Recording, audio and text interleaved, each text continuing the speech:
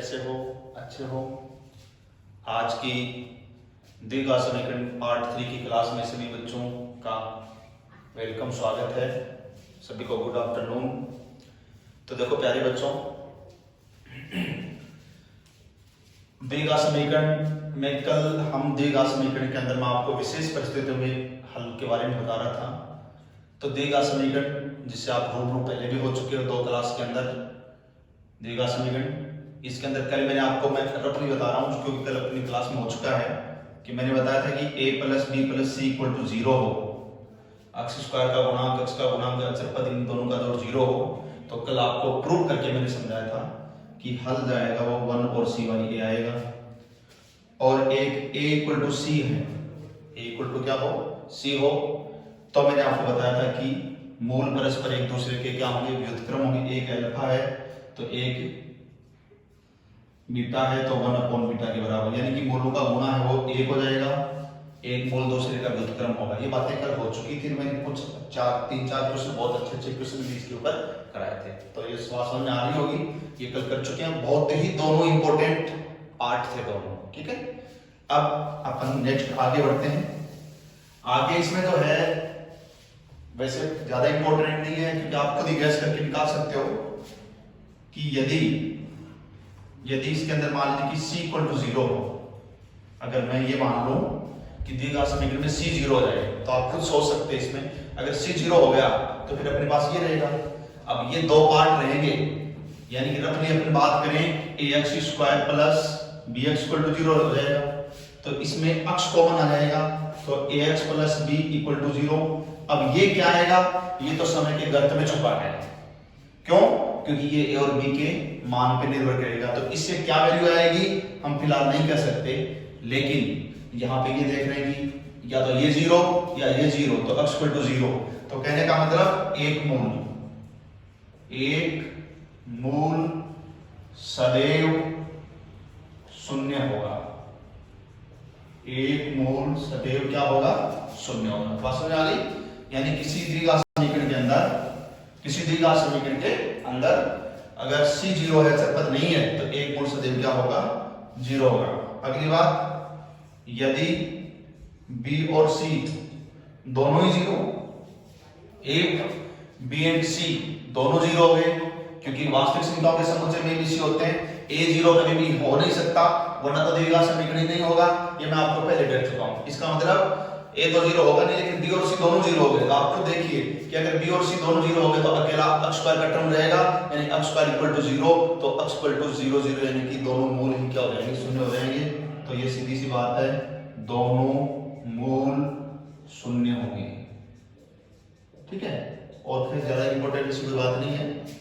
अगली चीज, यदि ओनली b इक्वल टू 0, अगर ये b 0 हो गया, b 0 होने से देखो रफली बता रहा हूं, b 0 होने से क्या हुआ, x square plus c equal to 0, तो x square equal to minus का c अपॉन a।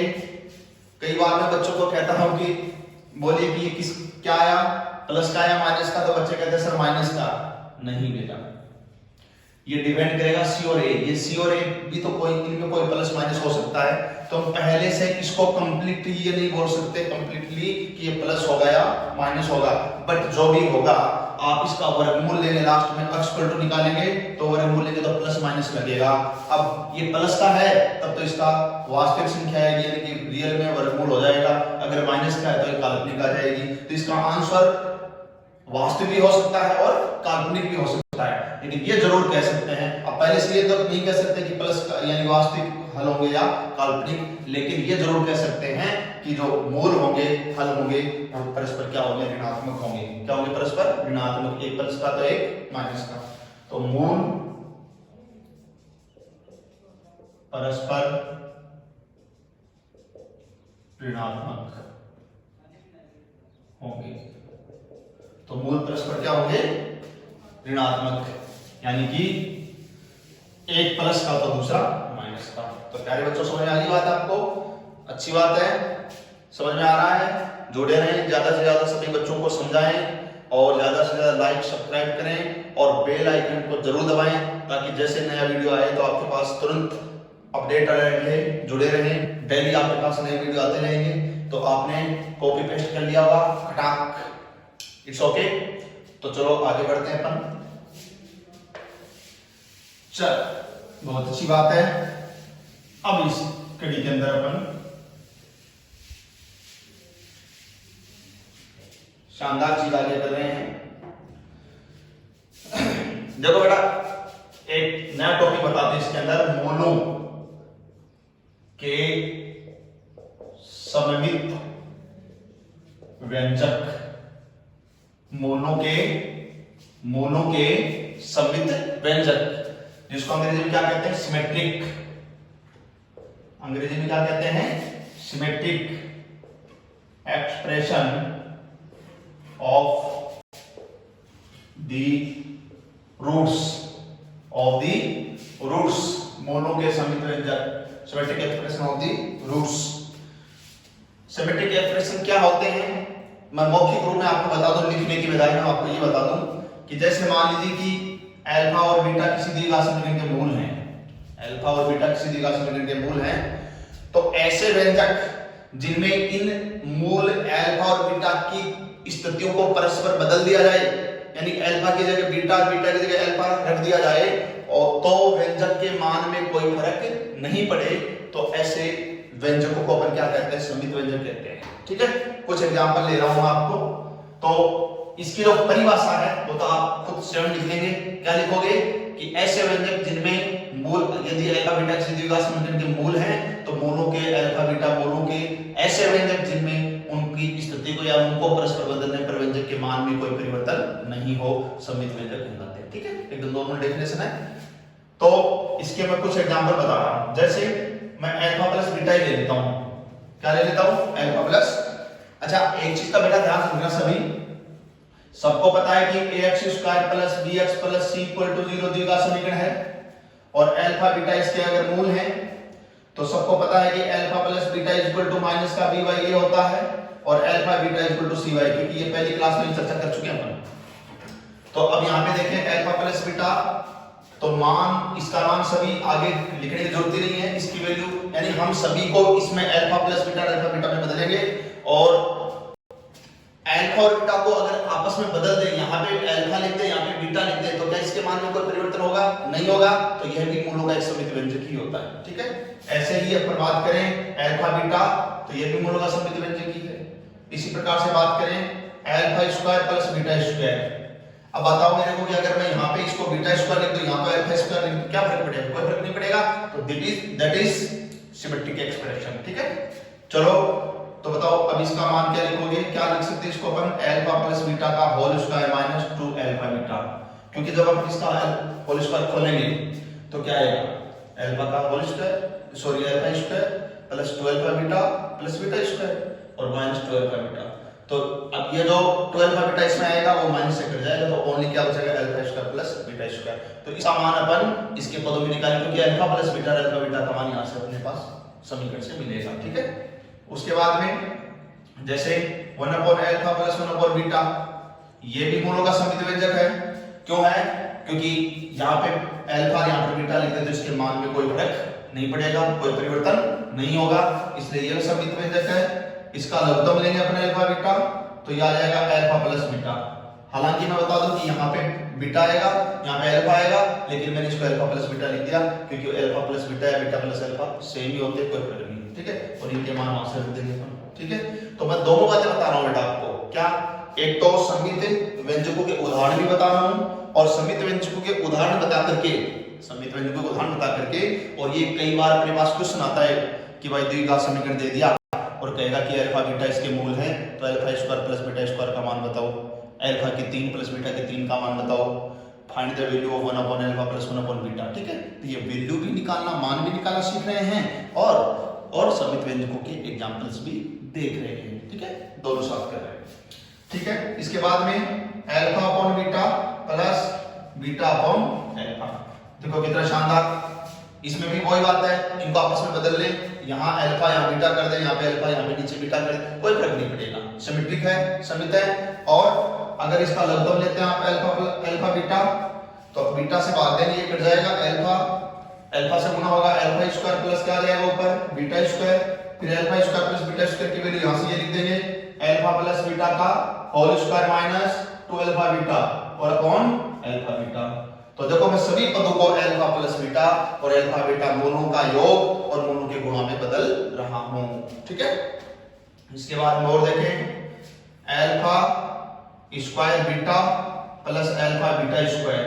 इसमें भी आप देख सकते हो, आराम से आप चेक कर लेना तसल्ली से, आराम से पानी पी करके कि अगर अल्फा बीटा को परस्पर बदले तो क्या परिवर्तन होगा, क्या नहीं होगा, सिमेट्रिक है। इन दोनों में अल्फा बीटा अगर कॉमन ले लें तो देखो अंदर अल्फा प्लस बीटा रहेगा, अल्फा प्लस बीटा रहेगा। ऐसे ही अल्फा की क्यूब प्लस बीटा की क्यूब, ठीक है, अल्फा की क्यूब प्लस बीटा की क्यूब। तो इसको क्या लिख सकते हैं अपन, इसको लिख सकते हैं अपन अल्फा प्लस बीटा का होल क्यूब कर लें। क्या आता है अल्फा प्लस बीटा का होल क्यूब करने पर, अल्फा की क्यूब प्लस बीटा की क्यूब और फिर आगे जो प्लस का 3 अल्फा बीटा और इनटू अल्फा प्लस बीटा आता है, तो उतना मैं माइनस कर दूं तो फिर ये रह जाएगा रिमेनिंग। ठीक है, तो मैं माइनस कर देता हूं 3 अल्फा बीटा और अंदर अल्फा प्लस बीटा इनटू में। ठीक है, तो ये माइनस कर दूंगा तो इसके अंदर वो प्लस का आएगा उससे ही कट जाएगा और ओनली क्या बचेगा alpha cube plus beta cube. ठीक है, इस तरह से। तो बेटा ये कुछ मैंने ऐसे और भी बहुत सारे कर सकते हैं, तो ध्यान रखें ये कुछ मैंने एग्जांपल लिखे हैं सममित व्यंजकों के और इनके मान अगर पूछे, पहली बात तो ये पता होना चाहिए कि दीज आर सिमेट्रिक एक्सप्रेशन। ठीक है, सममित व्यंजक हैं और अगर इसके मान आपसे पूछता है, मान आपसे पूछता है तो आप समीकरण जो देगा समीकरण दिया होगा वहां से ए बी सी के मान दोनों के योग और गुणा के अंदर रख करके यहाँ पर निकाल सकते हैं। ठीक है, चलो बहुत अच्छी बात हुई और प्यारी प्यारी बात, प्यारी प्यारी जो नोट जो टॉपिक है वो चल रहा है, इसको ध्यान रखते जाएं, नोट करते जाएं, छापते जाएं। ठीक है, मिटा दें, मिटा के चले। चलो अब इसमें ये थे सममित व्यंजक, इसी के अंदर मैं 2 बात जो बता रहा हूं वो नोट करके आना है।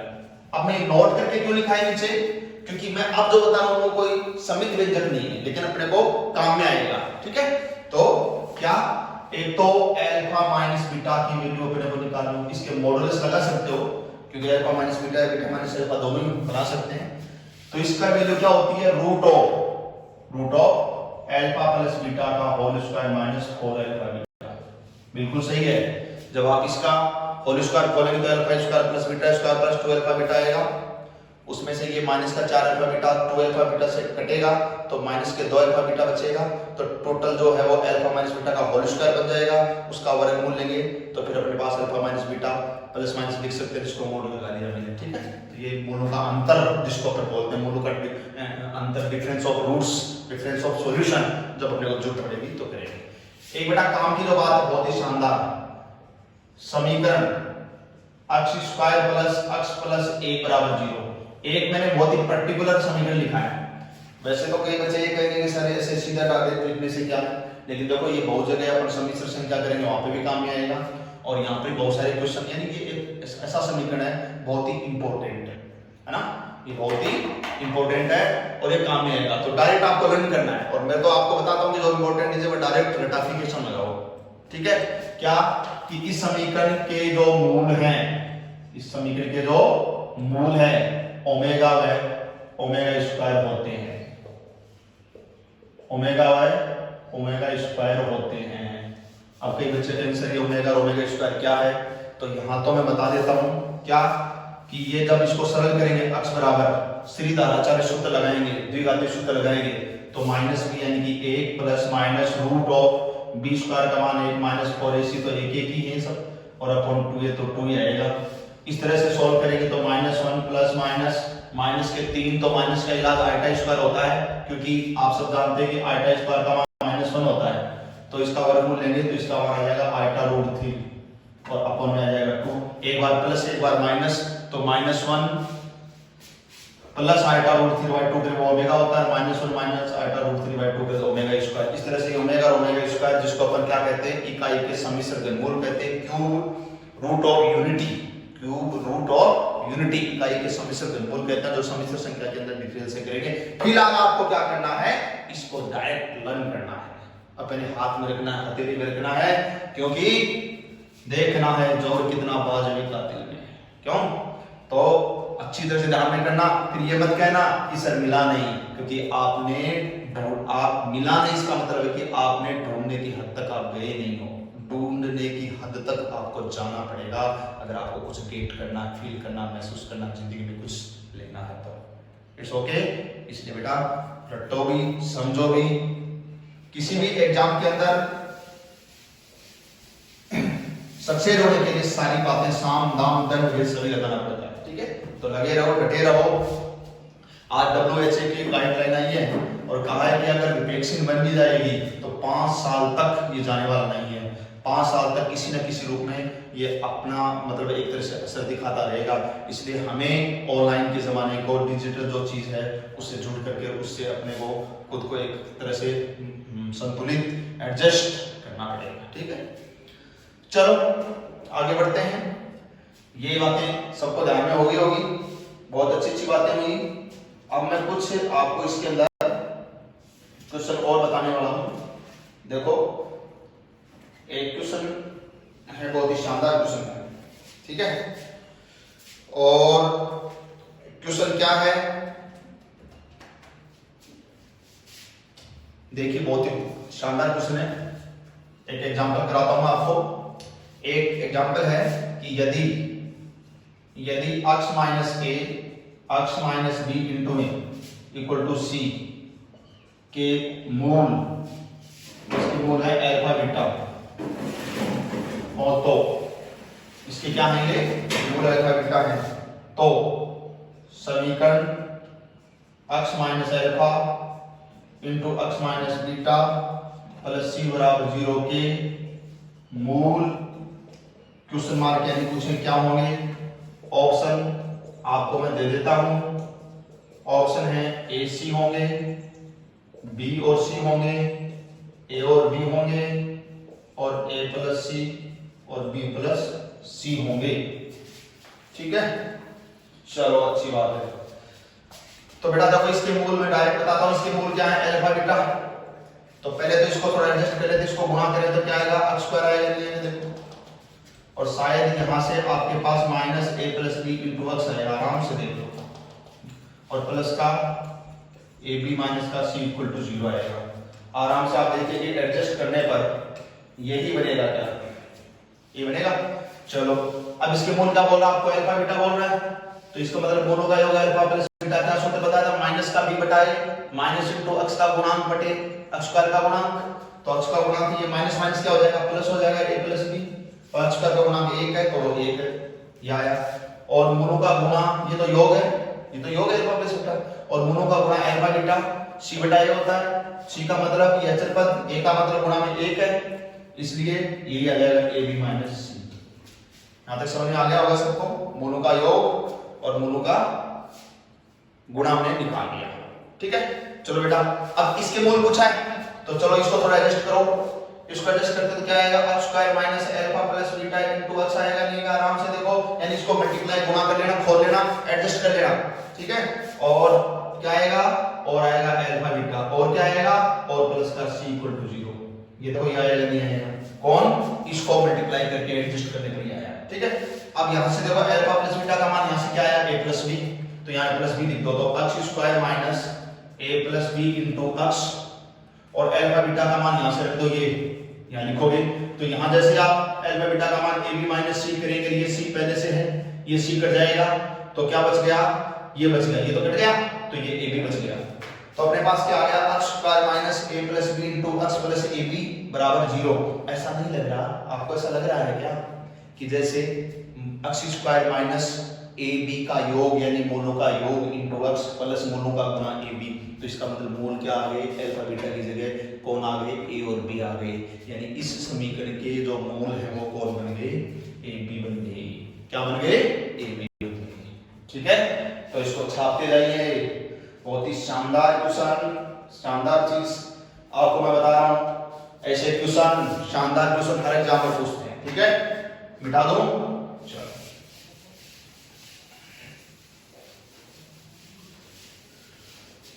चलो बेटा एक और क्वेश्चन देखिए, बहुत ही शानदार क्वेश्चन है। एग्जांपल, समीकरण cos p - 1 into x square plus cos p into x plus sine p equal to 0। ठीक है, के मूल वास्तविक, इसके मूल वास्तविक हो तो, मूल वास्तविक हो तो p का मान, और ऑप्शन दे रखे हैं p बिलोंग्स टू 0 से 2 पाई, दूसरा option p belongs to minus pi से 0, तीसरा option p belongs to minus pi by 2 से प्लस पाई बाई 2, और fourth option p belongs to 0 to pi. Okay, अच्छा लग रहा है? क्यों नहीं लगेगा? क्योंकि मिस्टर जोशी ही है। ठीक है, चलो अच्छी अच्छी बातें करते हैं। ये ऐसे क्वेश्चन हैं, ऐसे क्वेश्चन है जो आपको दीवाना बना देंगे। कोई दीवाना कहता है, कोई पागल समझता है। चलो आओ, चलो इसके अंदर ये क्या कह रहा है? मूल क्या है? वास्तविक। अगर किसी द्विघात समीकरण के मूल वास्तविक होते हैं तो डी डिस्क्रिमिनेंट विवेचक का मान 0 या 0 से क्या होता है? बड़ा होता है। 0 या 0 से बड़ा होता है। चलो डी यानी बी स्क्वायर माइनस 4ac, तो बी क्या है? अच्छा ये तो cos स्क्वायर पी माइनस 4, ए का मतलब cos p माइनस 1। ठीक है, और ए सी तो सी मतलब साइन पी। देख लो आराम से, हो गया 0 या 0 से ग्रेटर, 0 या 0 से ग्रेटर हो गया। चलो इतना करने के बाद में it's implies b square minus 4ac हो गया, cos स्क्वायर पी मल्टीप्लाई करो माइनस का 4 cos p और प्लस का, और इसमें साइन पी भी आप मल्टीप्लाई कर सकते हैं, और cos p ये जो है, ठीक है, तो इसको अपन ऐसे एक काम कर सकते हैं। देखो थोड़ा सा आपको सही लगे, इसको ऐसे कर लो कि इसमें आप 4 इस माइनस को अंदर डाल दो, इसको 1 माइनस cos p कर लो आप, तो बस ये मैंने ये माइनस था इसको प्लस कर दूं, ये जो माइनस है इसको इसके अंदर डाल दिया, 1 माइनस cos p कर दिया, तो इसको प्लस कर देता हूं। ठीक है, सारा झंझट खत्म कर देंगे आप भी। 0 0 से हो गया। अब एक चीज देखिए, ये हमेशा पॉजिटिव रहेगा, बोलो नहीं रहेगा क्या? हमारी टेंडेंसी क्या है, हमारा जो लक्ष्य क्या है कि इस d का मान 0 0 से बड़ा रहे, और इसका मान यानी इस पूरे मसाले का मान, इस पूरे मसाले का मान 0 या 0 से बड़ा होने के लिए, 0 0 से बड़ा होने के लिए ये पूरा मसाला है, इसके लिए cos स्क्वायर p है, तो cos का मान आपको पता है कि -1 प्लस 1 के बराबर इनके बीच में होता है, स्क्वायर है तो इसलिए कभी भी नेगेटिव नहीं हो सकता, या तो 0 हो सकता है या 0 से बड़ा होगा। इसका मतलब इस पे तो आराम से चादर ओढ़ करके सो जाओ, ये कोई दिक्कत नहीं करेगा। ठीक है, चलो ये भी नहीं करेगा, ये भी नहीं करेगा, ये भी 0 या 0 से ये रहेगा, समझ गए? क्यों? क्योंकि cos का मान 1 रहेगा तो 0 हो जाएगा ये। ठीक है, या फिर cos का मान 1 से कम रहेगा तो पॉजिटिव रहेगा, माइनस में रहेगा तो माइनस माइनस प्लस ज्यादा बढ़ेगा ही, तो ये भी नेगेटिव नहीं होगा। तो कहने का मतलब है ये वैसे प्लस है, ये वैसे प्लस है, तो इतना जो मसाला है, इतना मसाला है, इस बेचारे का कोई दोष नहीं है, इस बेचारे का कोई रोल नहीं है, इसको 0 0 से ग्रेटर करने में इसमें ये कोई दिक्कत नहीं करेगा, दिक्कत करेगा ये साइन p ओनली, क्योंकि ये इसके मल्टीप्लाई में है। तो इसका मतलब अगर ये साइन p 0 या 0 से ग्रेटर हो जाए तो फिर सारा कार्यक्रम 0 या 0 से ग्रेटर हो जाएगा, सारा कार्यक्रम 0 या 0 से ग्रेटर हो जाएगा। और साइन का मान 0 या 0 से बड़ा, 0 कहां होता है? 0 डिग्री पे, और फिर बढ़ने लग जाता है। ठीक है, 90 पे 1 हो जाता है, अधिकतम हो जाता है, फिर कम होने लग जाता है। ठीक है, और फिर 180 पे वापस 0 हो जाता है। इसका मतलब साइन का मान पहले क्वाड्रेंट से लेकर के दूसरे में, फर्स्ट और सेकंड क्वाड्रेंट में, फर्स्ट और सेकंड क्वाड्रेंट में साइन का मान 0 और 0 या 0 से बड़ा होता है, नेगेटिव नहीं होता है। बता दो मेरे को, बता दो, क्योंकि पहले में तो सभी पॉजिटिव होते हैं, दूसरे में साइन वैसे पॉजिटिव होता है। तो फिर कौन सा आंसर आ गया? 0 से लेकर के पाई तक, 0 से लेकर के पाई तक कौन सा आंसर आ गया? फोर्थ। कौन सा ऑप्शन आ गया? फोर्थ ऑप्शन आ गया। और ये अच्छी बातें कहते हैं कि जोशी सर क्या क्वेश्चन कराते हैं। अरे जोशी सर के क्वेश्चन आप एग्जाम में देखना, ऐसे मिलेंगे आपको ऐसे, और अपनी बुक के अंदर क्वेश्चन ऐसे कैसे उठा करके आते हैं, इसीलिए बच्चों के 24 23 क्वेश्चन ऐसे आते हैं 25 में से 25 भी आए अपने एयरफोर्स में। तो लगे रहो, जंप करके करो, ठीक है। चलो मिटा दो, अगला क्वेश्चन करते हैं। एक और क्वेश्चन, बहुत शानदार क्वेश्चन लेकर के आया हूं आपके सामने, बहुत ही शानदार क्वेश्चन। आप कहेंगे सर क्या क्वेश्चन करवाया आपने, हैं? समीकरण लिख रहा हूं, x square plus x plus 1 equal to 0 के मूल अल्फा बीटा हो तो वह द्विघात समीकरण ज्ञात करो जिसके मूल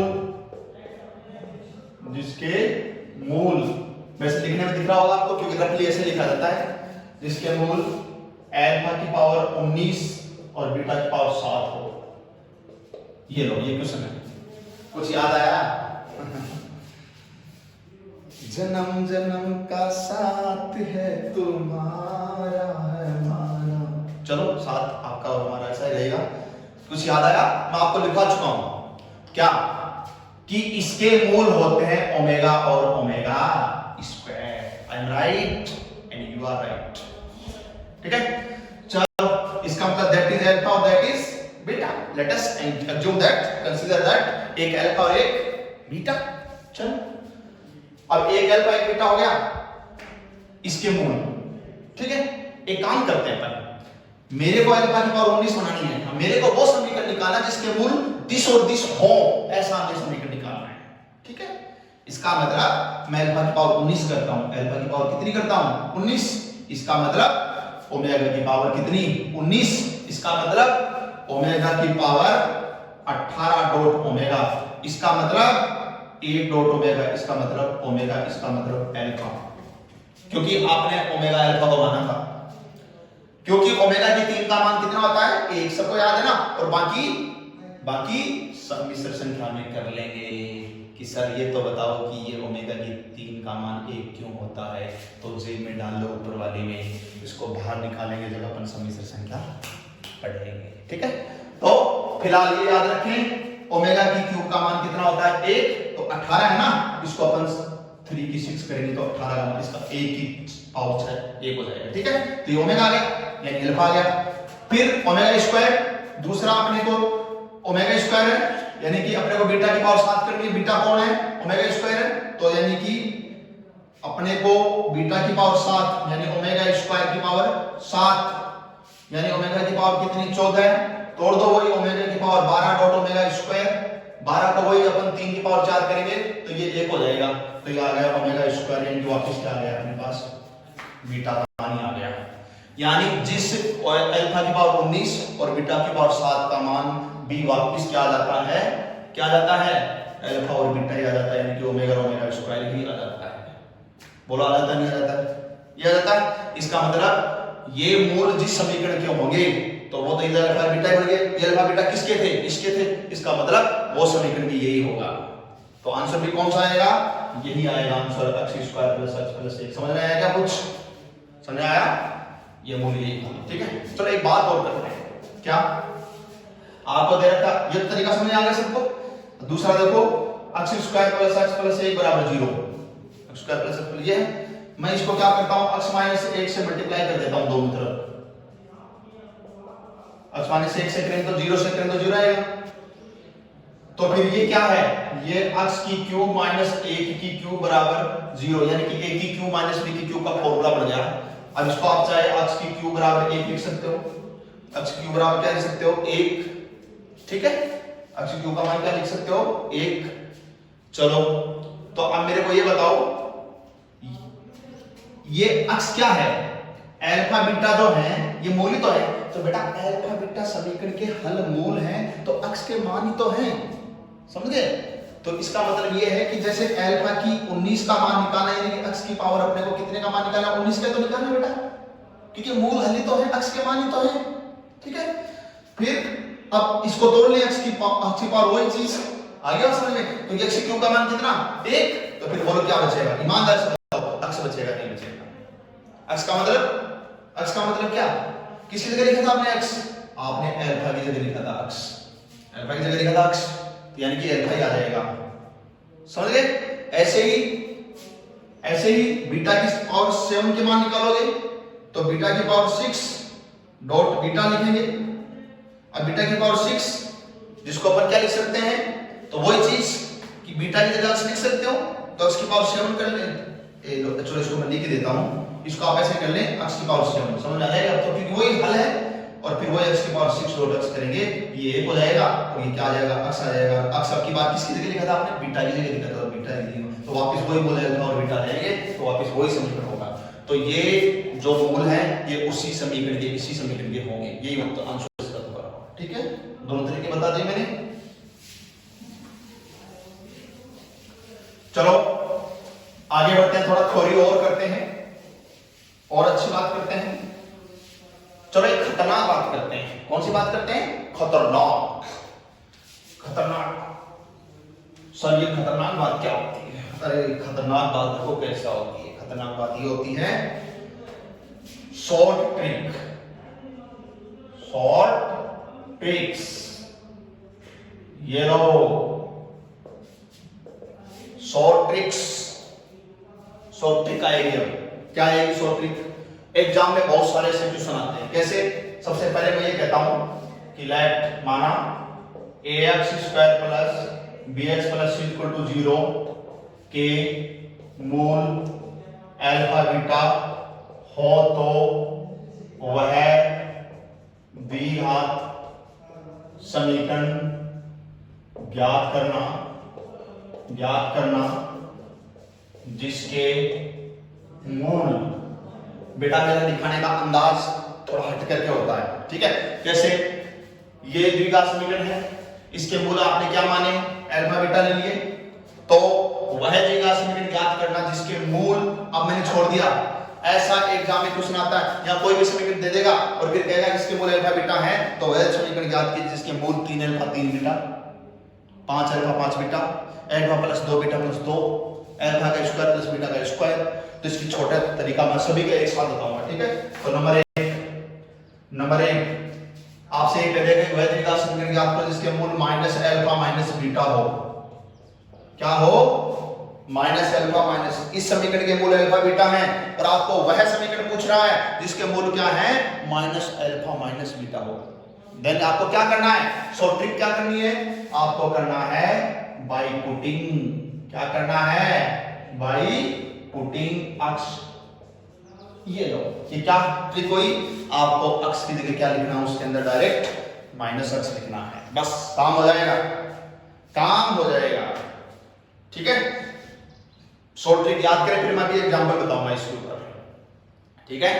चलो अगली बात, दूसरा आपको कहे कि नहीं वह द्विघात समीकरण याद करो जिसके मूल, आपको कहे कि नहीं वह द्विघात समीकरण याद कीजिए जिसके मूल 1 बटे अल्फा और 1 बटे beta, 1 upon alpha 1 upon beta हो। तो आपको क्या करना है, आपको बाय पुटिंग अक्स की जगह 1 अपॉन अक्स रखना है। समीकरण में जहां अक्स होता है वहां पे दोनों जगह क्या रखना है, 1 अपॉन अक्स रखना है, काम हो जाएगा, ठीक है। चलो तीसरी चीज, अब आपको ये पूछे कि वह द्विघात समीकरण जिसके मूल अल्फा, छोड़ो पहले ये करा देता हूं, के अल्फा और के बीटा हो। क्या हो? के अल्फा और के बीटा। ये के क्या है, कि कोई भी संख्या है, 2 हो सकती है, 3 हो सकती है, 5 हो सकती है, माइनस में प्लस में बटे कोई भी हो। आपको काहे को लेना बेटा, आपको तो ध्यान में करना है ना। चलो तो के अल्फा और के बीटा हो, तो आपको क्या लिखना है उसके अंदर, बाय पुटिंग क्या करना है, आपको करना है अक्स की जगह अक्स बाई के लिखना है। क्या लिखना है अक्स की जगह, अक्स बटे के रखना है डायरेक्ट, ठीक है। चलो नंबर 4 आपसे पूछे कि अल्फा प्लस के और बीटा प्लस के हो। क्या हो, मूल क्या हो, अल्फा प्लस के और बीटा प्लस के हो। तो आपको क्या करना है, बाय पुटिंग। अरे पुटिंग का मतलब रखना है, ठीक है। तो बाय पुटिंग क्या रखना, बोलो अक्स की जगह, अक्स की जगह रखना आपको x माइनस के, क्या रखना भाई, x माइनस के रखना है, ठीक है।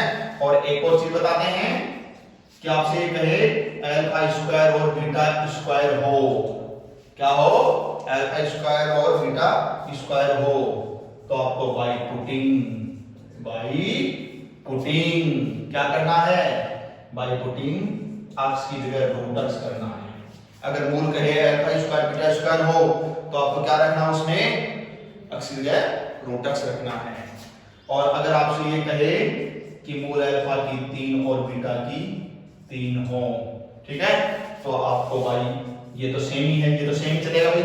और क्या रखना x की जगह, x की पावर 1/3 1/3 क्या रखना, अच्छे से देख लेना, x की जगह x की पावर 1/3 रखना। जब अल्फा की क्यूब बीटा की क्यूब मूल ऐसे ये दे देगा ऐसे और कहेगा एक वैद्य का समीकरण ज्ञात करो जिसके मूल अल्फा की क्यूब बीटा की क्यूब हो, तो वो रखना चाहिए, ठीक है। पहली चीज तो बच्चे क्या कहते हैं, सर आपने हमें ये शॉर्ट ट्रिक बता दी, बहुत अच्छी बात है, वेलकम है, स्वागत है, लेकिन सर ये लर्न नहीं होता है।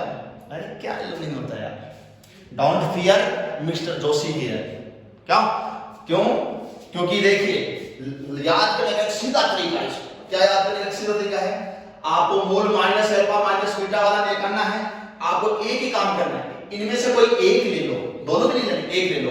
तो क्या लेना, जैसे माइनस अल्फा को x इक्वल कर लो, बराबर कर लो, कर लिया, और मतलब x के बराबर करके अल्फा का मान निकाल लो, तो बोला अल्फा बराबर क्या आया, -x, तो आपको x -x रखना है, देखो इसलिए क्या रखना है, -x। आपसे ये कहे कि वैद्य का समीकरण जिसके मूल 1/अल्फा 1/बीटा है, तो देखो 1/अल्फा को x के बराबर कर लिया, और किसका मान निकालना बताया था, बोलो, मैंने किसका मान निकालना बताया था, अल्फा का। तो चलो अल्फा का मान निकालो, अल्फा यहां से नीचे आ जाएगा, तो बोलो अल्फा बराबर 1/x आ जाएगा, तो देखो क्या रखना है, 1/x रखना है, ठीक है। जैसे देखो ये है k अल्फा, है ना, तो ये देखो मैंने लिखा k अल्फा बराबर किसके लिखोगे, पहले x के, निकालोगे किसका मान, अल्फा का, तो निकालो अल्फा का मान कितना आया, x बटे कितना आया, k, तो ये क्या है, x बटे कितना है, k, याद रखने का तरीका है ये, क्या। चलो अब देखो ये है अल्फा प्लस k, किसके बराबर करना बताया, x के, मान किसका निकालना बताया, अल्फा का, तो निकालो अल्फा बराबर क्या आएगा, x माइनस अल्फा बराबर x माइनस k, देखो अल्फा बराबर x माइनस k। चलो ये क्या मूल है, अल्फा स्क्वायर, तो किसके, अल्फा स्क्वायर के बराबर क्या लिखोगे, x, मान किसका निकालोगे, अल्फा का, अल्फा स्क्वायर तो कितना है, रूट x, वर्गमूल है रूट x। और अब की बात क्या मूल लिया आपने, अल्फा की क्यूब इक्वल टू कितना, x, तो किसका मान निकालना बताया, अल्फा का, ले जाओ उधर, 2 है तो वर्गमूल 1/2 स्क्वायर रूट, 3 है तो वर्गमूल 1/3 क्यूब रूट, ठीक है, तो x की पावर 1/3 कितना, 3 हो जाएगा, ठीक है। तो ये सारे के सारे छाप करके चलो, ठीक है, और अच्छी तरह से इसको रटाफिकेशन लगानी, रटिंग अच्छी तरह से, क्यों, क्योंकि ये सारी शॉर्ट ट्रिक याद करेंगे तो मैं आपके सामने नेक्स्ट क्लास के अंदर इसके ऊपर क्वेश्चन लेकर के आऊंगा, और फिर और अच्छी बातें करेंगे। तब तक के लिए घर पे रहें, सुरक्षित रहें, मस्त रहें, खूब पढ़ें, ओके बाय, लव यू।